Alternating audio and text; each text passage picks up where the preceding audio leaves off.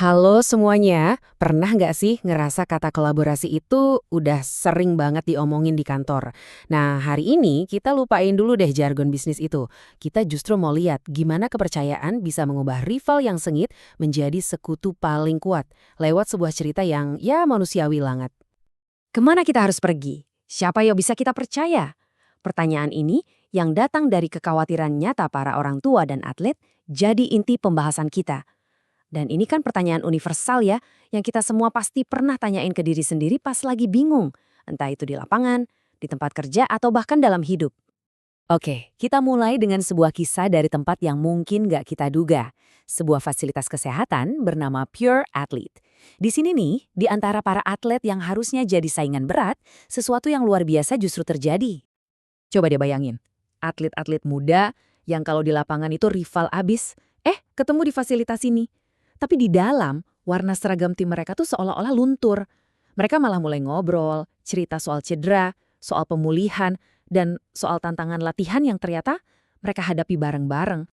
Ruang bersama itu pelan-pelan ngubah persaingan jadi sebuah komunitas. Para atlet dan orang tua mereka saling tukeran nomor telepon, saling dukung, dan akhirnya mereka nemuin jawaban atas pertanyaan di awal tadi. Siapa yang bisa kita percaya?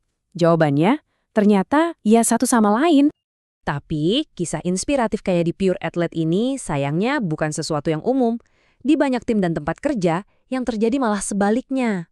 Tanpa rasa percaya, kolaborasi bisa gagal total dan malah menciptakan lingkungan kerja yang jujur aja beracun. Perbedaannya tuh jauh banget. Di satu sisi, tim tanpa kepercayaan isinya cuma rasa takut, agenda tersembunyi, dan budaya saling nyalahin. Nggak enak kan? Nah, di sisi lain, tim yang punya kepercayaan tinggi itu punya rasa aman secara psikologis, transparan, dan fokusnya jelas. Ketujuan bersama, benar-benar kayak dua dunia yang berbeda. Dan inilah akibatnya. Kalau kepercayaan rendah, energi tim tuh habis. Energi yang harusnya dipakai buat inovasi dan ngejar target, malah kebuang sia-sia cuma buat ngurusin konflik internal dan drama kantor. Jadi, gimana caranya kita bisa bangun lingkungan yang positif itu? Nah, jawabannya ada di sebuah kerangka kerja yang disebut kolaborasi terpercaya, yang dibangun di atas 5 pilar penting. Ini dia fondasinya, kolaborasi terpercaya. Jadi, ini bukan sekedar kerja bareng. Ini tentang bekerja sama dengan keyakinan penuh kalau setiap orang di tim kamu itu dukung kamu. Pilar pertama dan yang paling dasar adalah kepercayaan itu sendiri. Ini dimulai dari asumsi yang sederhana. Semua orang di tim punya niat baik. Kalau dasarnya udah ini, kita bisa komunikasi dengan jujur tanpa harus curiga terus. Pilar kedua adalah integritas. Gampangnya gini, ini tentang nepatin janji.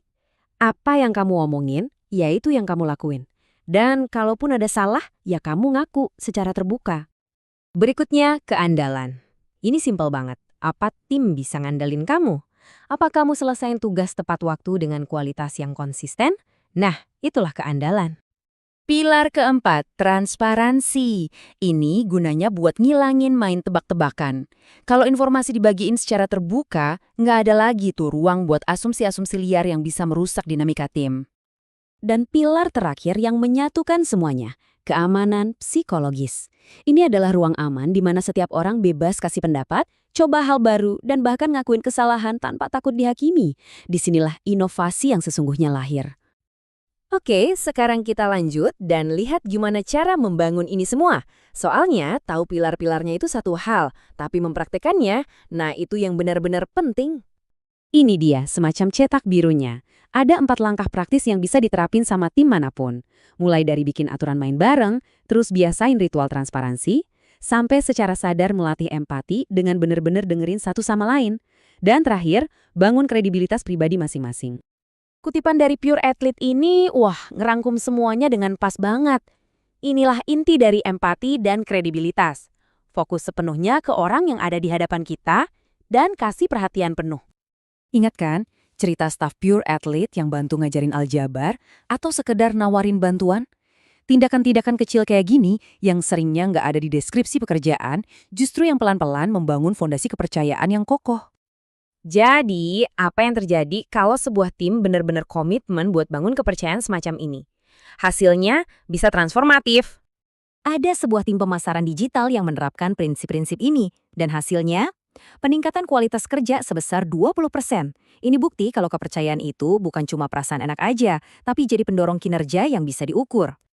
Selain kualitasnya naik, tim itu juga berhasil ngejar deadline, konflik internalnya berkurang drastis, dan yang paling penting, tercipta budaya kerja yang lebih sehat.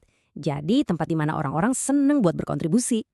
Jadi, pada akhirnya nggak peduli kita ada di fasilitas kesehatan atlet atau di tim pemasaran digital, prinsipnya tuh sama aja. Hasil yang luar biasa itu selalu lahir dari sebuah komunitas di mana setiap orang merasa aman, dihargai, dan dipercaya.